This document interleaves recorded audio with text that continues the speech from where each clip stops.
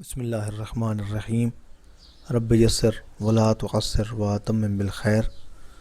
مومنین کرام، سوال آیا ہے کہ اسم اعظم سے کیا مراد ہے؟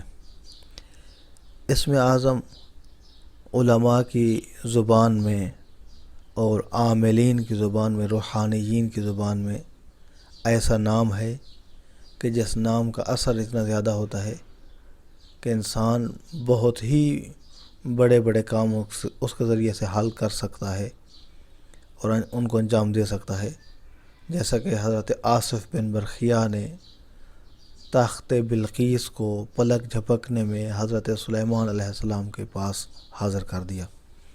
تو کیا واقعاً ایسا کوئی نام ہے کہ جس کے اتنا خصوصی اثرات پائے جاتے ہوں؟ اس حوالے سے دیگر علماء کا بھی موقف تقریباً یہی ہے۔ آیت اللہ ناصر مکارم شیرازی کا موقف اس حوالے سے، وہ لکھتے ہیں کہ حقیقت میں اگر ہم نام تلاش کرنا چاہیں تو شاید نام نہیں ملے گا۔ اللہ تبارک و تعالیٰ کا نام تو ایک ہی ہے، لفظ اللہ ہی نام ہے، اور دیگر جو نام ہیں وہ حقیقت میں صفات ہیں اور صفاتی نام ہیں۔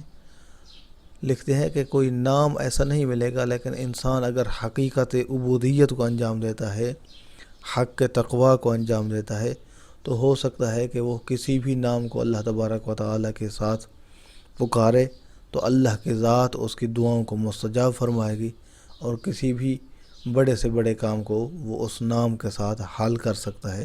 تو حقیقت میں یہ تکامل اور ارتقاء کا نام ہے۔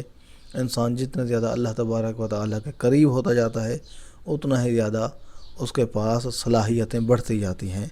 تو یہی حقیقت میں اسم اعظم ہے۔ اپنی دعاؤں میں یاد رکھیے گا۔ محمد نقی جسکانی کو حوزہ علمیہ نجف اشرف سے شیعہ پوائنٹ سے اجازت دیجیے۔